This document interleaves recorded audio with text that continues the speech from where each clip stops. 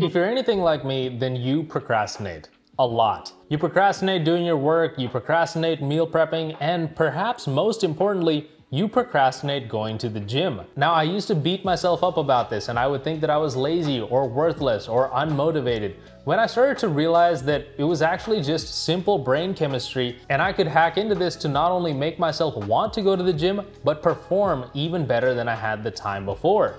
So I was able to do some research and I found several methods that not only changed how I viewed my workouts, but how well I performed in them. And with the prevalence of ADHD and focus disorders being so high right now in modern society, I knew I had to do a video about it so that you guys could benefit from the same information. My name is Shashank. I'm a certified personal trainer with a bachelor's degree in biochemistry, and on this channel, I am your guide to leveling up and building the mindset and the physique that you want to. Now, in today's video, I'm going to be discussing not only why you procrastinate going to the gym, but 5 actionable steps that you can take today to make sure that you go to the gym exactly when you want to and you perform at the level that you want to. You should definitely watch till the end because none of these steps are going to be the typical discipline beats willpower stuff that you see on Instagram and YouTube all the time. So I was able to figure out procrastination by actually researching a lot about ADHD, and what I realized is that many people go through what is known as task initiation paralysis. And what this means is that your brain can actually not bridge the gap between wanting to do the task and starting to do the task. Now, of course, this can happen for many reasons. Maybe the task that you decided to start seems too daunting. Maybe you're having too much fun doing whatever you're doing currently, so switching tasks seems very difficult. Or you might just be someone who has a little bit of low dopamine, which is very, very common because we're always stimulated by screens. But why this actually happens is because there is a temporary dopamine dysfunction happening. You see, normally what happens is that you think of something, you imagine how you're going to feel, and then you experience a reward. Dopamine rises, and then you feel motivated to start. Now, as I mentioned before, a lot of us actually have problems with our dopamine system, and so what tends to happen is that you think of it, but you don't actually get a surge of dopamine. So instead, you procrastinate, you wait until there is some dopamine, you might go to the fridge and try to eat something, call it a pre-workout snack, or you might even hyperfixate on random tasks instead of training.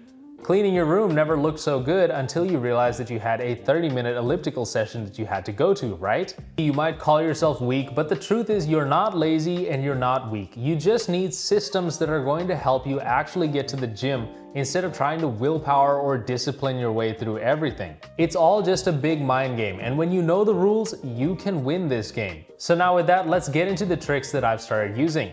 Number 1 is the first domino effect. The biggest mistake that you can set is making goals that seem too lofty.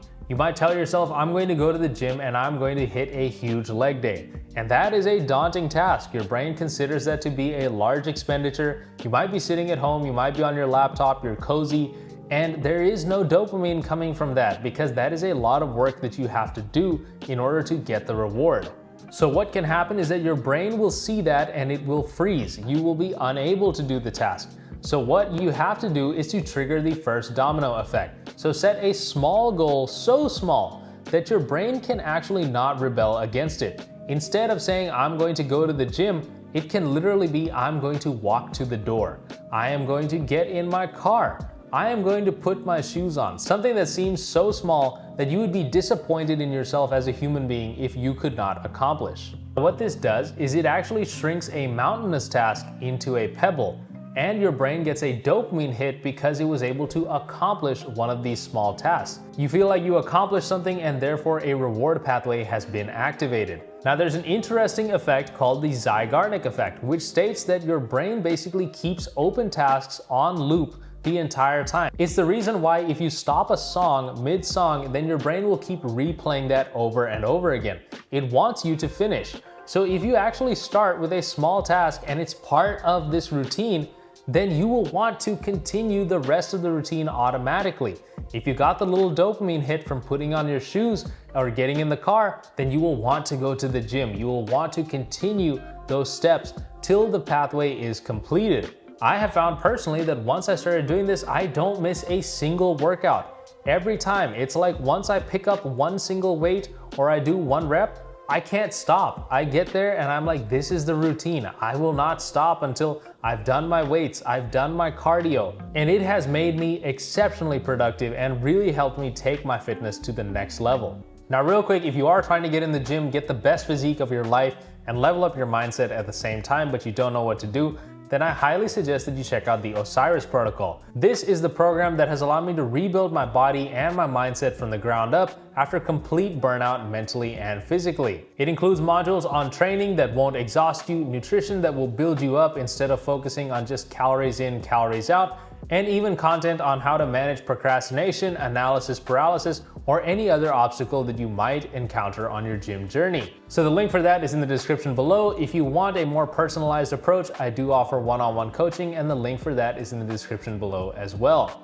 But with that, let's get back to the video. Now, the second thing is to set tiny timers. And this has been huge for me in cardio, but essentially what it is to just tell yourself, I'm only going to do this for 5 minutes. And then again, once you do it, you get a dopamine hit and you might realize, oh, that wasn't so hard. I kind of want to feel a little bit better. So you'll end up doing more. And then you get to 10 minutes and you're like, I could still do a little bit more. So then you keep going. Before you know it, 30 minutes are done and you've burned a ton of calories for the day. In fact, this happens to me all the time. I'll get on the elliptical, I'll say, I'm tired, I'm only going to do 15 minutes. 15 minutes goes in and then I realize, wow, I had a lot more juice in the tank. I'm going to go for 30 minutes. And then 30 minutes goes by and then I'm like, you know what? Let's extend this to 40 minutes or let's bring up the intensity, something to make this more interesting. But setting tiny timers, as adorable as that sounds, is actually a formidable weapon when it comes to your brain. Now, the third thing is audio loops. Pick one song and stick with it on repeat all the time. Do not keep changing the song. Every time you change the song, it's kind of like changing gears on a bike. There's a lag time and your brain sort of has to re-engage. If you put on one song and you have it on loop, then your brain just knows that it's go time. Predictability also tends to kill distractions. And I personally have noticed that once I just choose one song and I put it on for the remainder of the workout, I get a lot more PRs than if I'm constantly switching. I will put on one particular song, sometimes it's even by Selena Gomez. Hey, that's cool.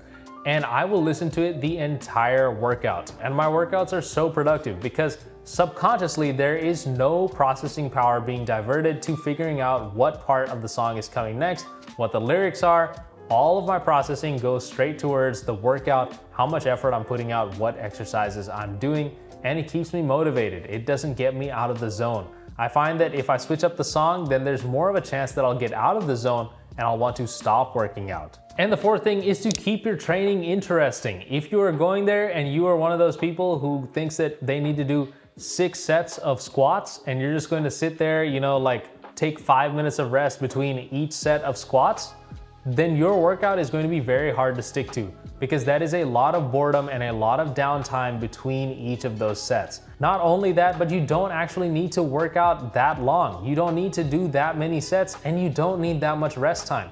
If you need 5 minutes of rest between each squat, then your cardio needs to get better. There's no question about it. So each exercise that you do should take at maximum 15 minutes. That assumes that you're doing about 3 sets and you can rest up to 3 minutes or even 4 minutes between each set. Because the longer you wait, the more it starts to become an endurance sport and you will start to run out of steam mentally or physically. So those are the things that have helped me the most to stop procrastinating. And I am positive that if you start implementing these things, then your gym sessions, both in consistency and performance, are going to go through the roof. But that being said, even if you do all of these, there are going to be some days where you just don't want to move. And I'm here to tell you that on those days, it's okay. Everyone has some bad days.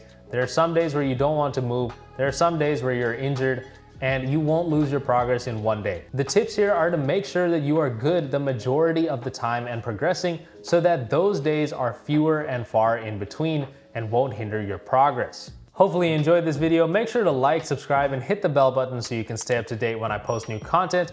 Comment down below, have you struggled with procrastination or even ADHD related to working out? And what are your personal hacks? Once again, the Osiris Protocol and personal one-on-one coaching are linked in the description if you want to check those out. And if you made it to the end of this video, go ahead and check out this one next. I am positive it will make your day just a little bit brighter, and I will see you in the next video.